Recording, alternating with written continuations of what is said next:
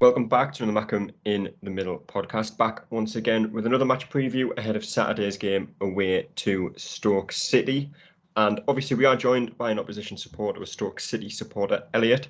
How are you getting on, mate? You doing all right? Yeah, I'm doing okay. The football's not been great, but on the other hand, I'm doing fine. Yeah. It's good to have some football, isn't it? Yeah, I'm not sure I'll be able to cope with the... I don't mind international football, but obviously once the World Cup hits around, I think there's an international break in September as well, isn't there? Yeah, I think so, yeah. So I'll struggle a bit without football then. But just straight onto it, obviously Stoke, a few good results so far this season. That win against Blackpool, obviously the first game of the season. The most recent game obviously ends in a 2-2 draw at home to Middlesbrough. What have you took from the opening stage of the season so far? Well, what I've took from it is that we are very inconsistent. We sometimes just don't have an idea sometimes of either what we're doing. We are persistent with playing three at the back, which divides opinion. It's worked against Blackpool. We played three at the back really well there, but it was against the poor Blackpool side who had injuries. It's worked against Huddersfield in where we probably should have won. It's one of those games where we lost 3-1, but it's one of those games where if somebody told you while the game was going on that this game would end 3-1, you assume that it would be to you, but we don't know how we lost that game. Just one mistake killed us, and then we had another mistake. And then I think, there was another mistake after that. So 3 mistakes cost us the game, but we played really well other than that, and the formation worked really well. But in other matches, Millwall wasn't the best, but it's first game of the season. And Middlesbrough on that, I think we played them on Tuesday night. It was Thursday night. It was just horrendous. We have a tendency to play out from the back, but the problem is that we do it slowly, whereas other teams who play 3 out from the back are doing it fast and they're getting it to the midfield quickly. The midfielders are getting it to the wing backs. The wing backs are crossing it in. Strikers are scoring. What Stoke tend to do is we play it out from the back. It's slow. It's ponderous. We don't sometimes know which. We don't seem to be on the same wavelength at times, and it's very disappointing when that happens. I've seen it work before, but recently, particularly in that Middlesbrough match, we were horrendous. We shouldn't have even got a point from that game. We should have lost that. Middlesbrough could have easily scored 4 or 5 in that match, and it would have been a completely different story to me coming on this podcast today saying that we picked up sort of 4 points from our last sort of out of 12, whereas it probably should have only been 3 points. It's been pretty horrendous sometimes, particularly that game. Yeah, and obviously last season you did finish 14th, and it was actually the table. I'm just looking at it now. It was actually very close at the end of the season. Obviously, it was only I think it was 7 points separated 8th to about 15th come the end of the season. And obviously, it's still very early days now. So in terms of league position, results, whatever you want to say about it, it is hard to kind of gauge an idea as to what will happen at the end of the season. But from the opening game so far, do you think this Stoke team have what it takes to finish above what happened last season?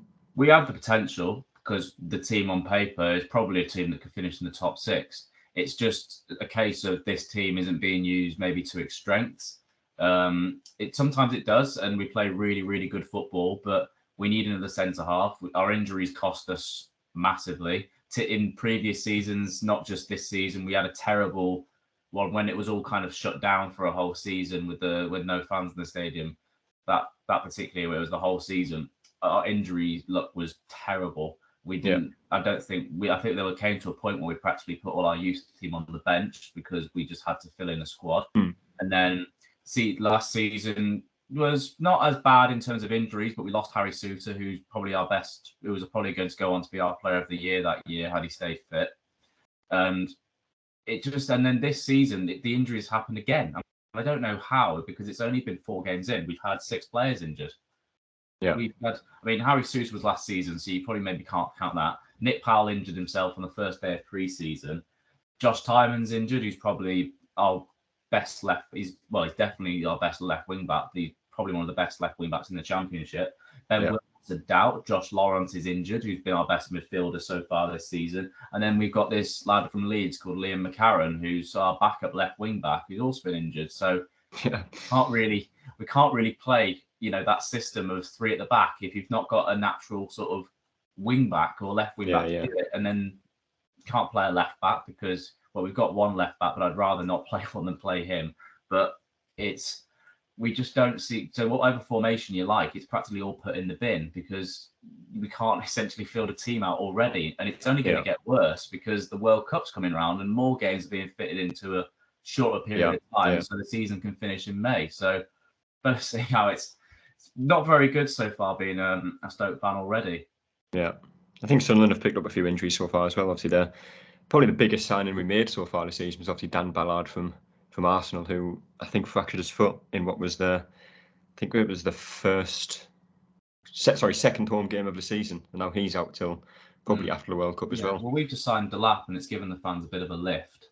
Yeah, because obviously there's a history there with Rory Delap, who's a coach there. I was going to say he's still at Stoke now, isn't he himself? Yeah, he is. I think that was a big sort of maybe turning point factor as to why maybe he didn't choose West Brom. But I think with Delap, it's kind of giving the place a little bit of a lift, which is what it needed because the performance the other night was pretty horrendous. And if I was Delap, I wouldn't have blamed him for just turning around and going back to Manchester after watching the service he was going to get from for the rest of the season. But no, it just doesn't seem like we're going to have an amazing year because we started seasons off really well in the past sort of few years under O'Neill, and then we just seemed to dip, and then he had an excuse basically just saying, well, I haven't got my team yet. And I thought, okay, yeah, fair enough. And he added more players into his team. Well, it's been difficult with injuries. Okay, yeah, fair enough. But this year he's got his team.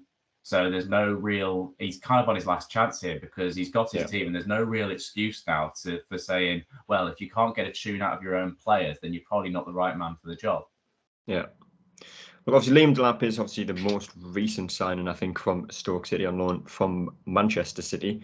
But I think you've also made 8 other signings in the window, and obviously one of the ones that will definitely stand out for Sunderland fans is obviously Dwight Gale, who also used to play for Newcastle. Very good striker at this level, will guarantee goals at pretty much any club that he signs for. Hopefully not tomorrow, but we'll leave that one out.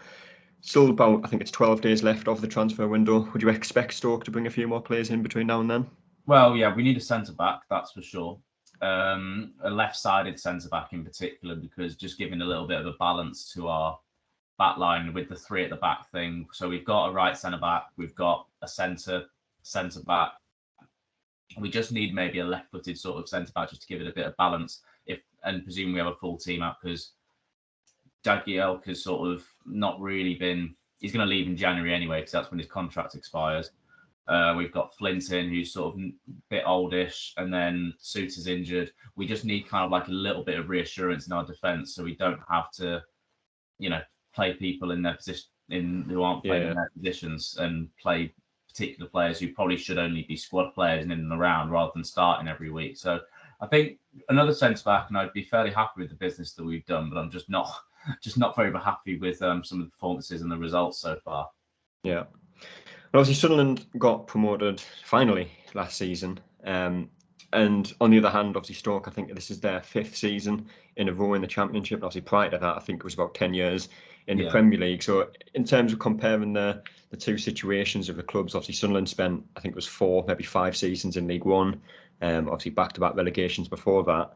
So they are in the process of a rebuild. Everyone can see that, whereas Stoke are an established Championship club at this point. Yeah. Does that perhaps play into the favour of Stoke going into this game? Obviously, it's a home game. Everyone knows what it's like going away to Stoke. It's always got this stereotype of being one of the hardest places to go. Albeit I will say it's not actually meant to be a cold, windy day tomorrow. It's actually meant to be fairly warm, I think. I think it was 22 degrees when I checked. But with the fact that, like I say, Stoke are established at this level, Sunderland are up and coming, no one really knows what to expect from us. Does that play into the favour of Stoke? Well, we'll obviously have more experience at this level, maybe compared to some of the players that you've got. But I don't think it really sort of does in a way, because in the Championship, anyone can beat anyone. But Stoke, I think, need to get out of the mindset, because you say you will probably see Stoke as mid-table Championship club now, whereas some of our fans probably still see us as being in the Premier League. Yeah. So that's where we sort of need to change the mindset a little bit, because if we go into the game against Sunderland and we don't win, obviously it's going to be a pretty toxic atmosphere, because all our fans will be going, well, we should be first, we should be second, but there's a lot of facts that come into it. When you're a mid-table Championship club, you can't spend as much financially. We've only spent 2 million in our whole squad from from when we played Borough. Our starting 11, I think, cost 2 million. Yeah. Because we've got to get people on freeze, we've got to get people through the academy, we've got to get people on loan. And that's what kind of needs to sort of change in the atmosphere a little bit. And we need to start seeing ourselves. We're not a Premier League club anymore. We are a mid-table Championship club. We've got potential, but we're not there yet. So I don't think it would really sort of make a difference in a way, because I think you guys know where you are, whereas a lot of Stoke fans don't know where we are, and are sort of like self-delusioned a little bit as to where they think we should be and where we actually are as a football club. But yeah, like I said, in the Championship, anyone can beat anyone, and you've got some good players. I think we know a lot about Jack Clark, we know a lot about Danny Bart as well. So you've got some decent sort of Championship players in there that can actually help you, particularly in a game like a Stoke. Because like you said about this whole sort of going to Stoke away, they always kind of provide a tough atmosphere and a tough test. I think that'll help you having players like Bart, who's also played at Stoke before, to actually get you through a sort of test like that. Yeah. And obviously, just looking again at the last kind of 5 seasons in the league for Stoke, the highest finish from Stoke is actually 14th, which is obviously where they finished last season as well. This season, I think the teams, especially now that the likes of Watford and Burnley have sold all the top players. Obviously, Cornelius went from Burnley. Watford looked set to lose their entire front three. I think obviously Dennis has already went to Forest, and I think João Pedro looked to be on the way out as well. So in terms of how competitive and how closely competed the league is, it's probably the closest it's been possibly since Stoke actually got relegated to the Championship. So obviously, I think Stoke fans would accept top 6 this season. They'd be happy in the playoffs. Yeah. But how do you see it? As in, I think anyone. You said it yourself. Anyone in this league can beat anyone, but I think it's even more obvious this season that anyone could beat anything. There's no one that you can look at and pinpoint as they're going to walk away with the league. As in previous years, you've got Fulham, Norwich have obviously been quite a famous club for getting relegated and then just whitewashing the league. But there's no one really that stands out as a team that could do that this season. Yeah, and particularly, like you said, with Norwich, because Norwich, I don't think will blitz the league this season, because they seem to kind of come out of that team that was sort of going up and down and doing that. And they've more or less, they've got aging players now, like Pukki's not, I don't think he'll still score goals, but I don't think he'll be to the level that he was when he came down the first 2 times, because it's just age and stuff. And I think their whole squad's kind of aging a little bit, which is why you see them not pick up great results so far. And it is competitive, but it's always, been competitive with Stoke. We don't seem to kind of get out, like I said, that mindset of, oh, we are a Premier League club, but we're not a Premier League club. I think that's the mindset that needs to sort of change a little bit. And I don't think that if we keep playing like we are, like that Borough game, we won't get anywhere near that 6. It's good that it may turn out to be one of those things that goes, oh, well, it showed a good sort of amount of character that we were able to get a point out of the game when we were, not playing our best, which is maybe if we go down the season and we're in the sort of in the bouts, then that might prove to be a turning point.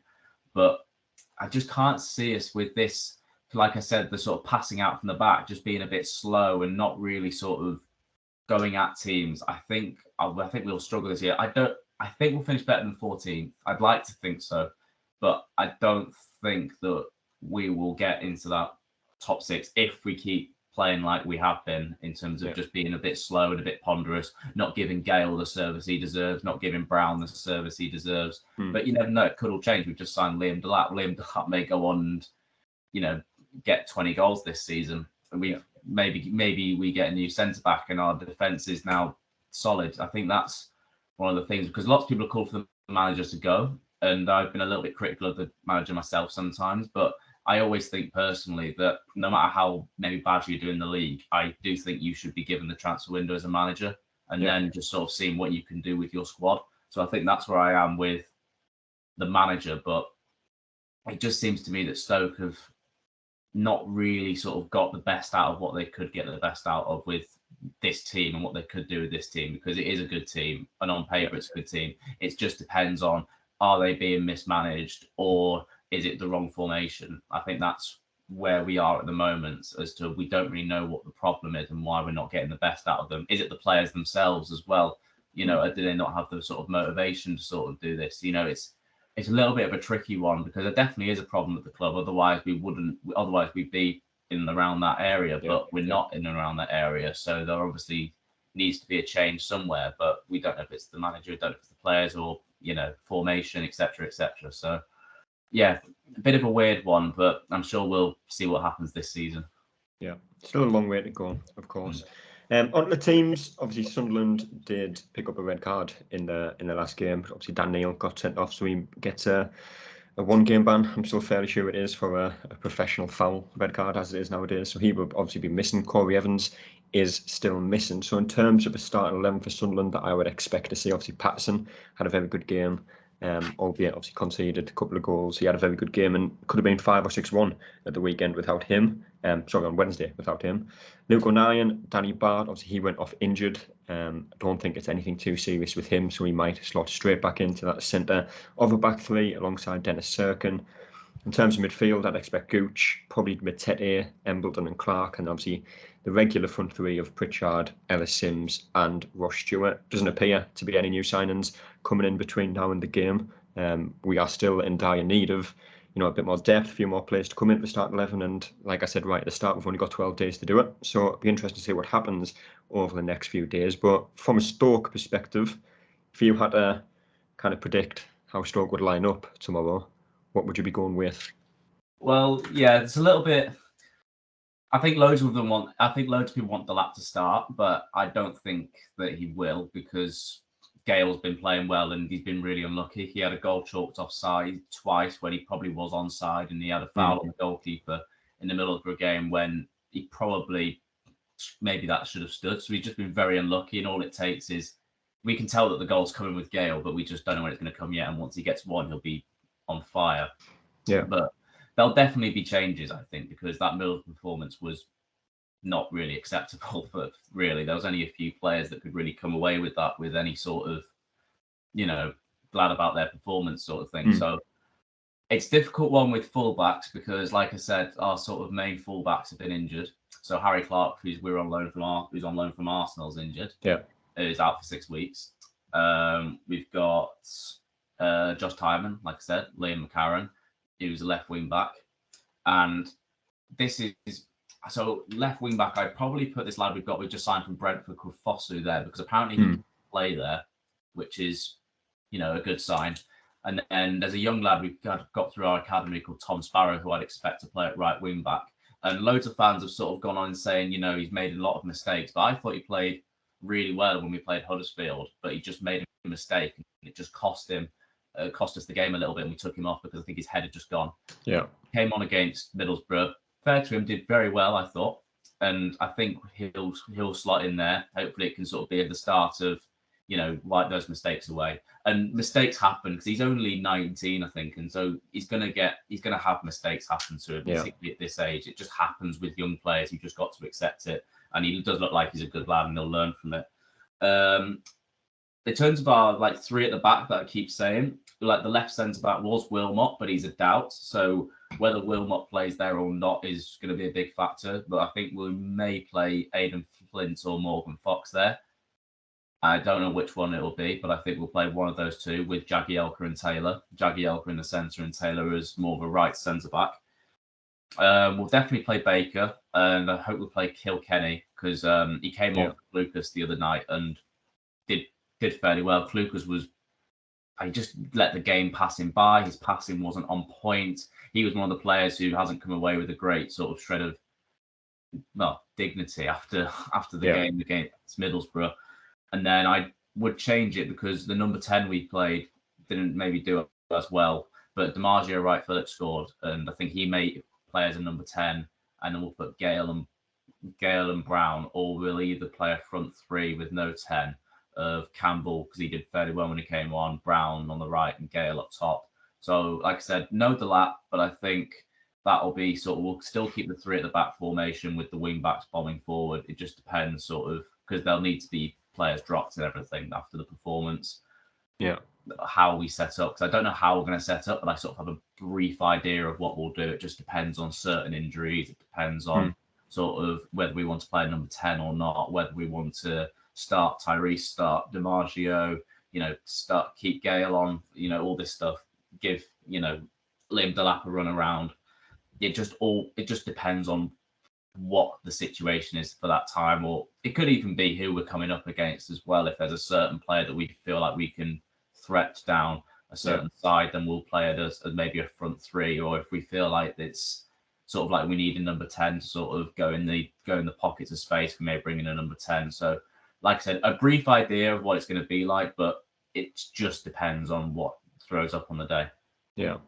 Well, going into the game, obviously Sunderland did just lose to Sheffield United down to 10 men. A game that we probably didn't deserve to lose. When good performance, had a couple of chances here and there, but we did lose, and that was obviously our second defeat since Alex Neil was appointed over 22 games ago, I think it was. So it shows that Sunderland on a good run, good momentum, albeit after that one defeat. So score predictions for the game. I'm going to go with the Bournemouth 1-1.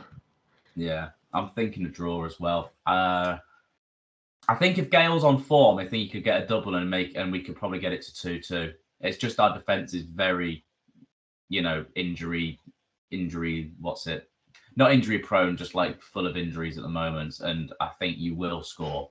So I don't think we'll keep a clean sheet. So I think if Gale's on form, I think we could probably get a 2-2 or something like that. I think that'll be a good game. Yeah. Well, we will see. Obviously, 3 p.m. kickoff tomorrow. One of our only games in the next few weeks. It isn't actually on Sky, which is a nice break. Obviously, next Saturday at home to Norwich is the game after this, and that is a 12:30 kickoff at home. Sorry. So we'll wrap it up there. It's been a pleasure. I appreciate you coming on, Elliot. No, you're welcome. And obviously, if you want to go and have a look at the Stoke point of view, head over to TheBearPitTV on Twitter. All the podcasts, all the news, everything Stoke related from there. We will be back on Sunday to talk about the game, what happened, reaction to it, and of course player ratings, as we always do. But until then, we'll see you later. That's all, folks.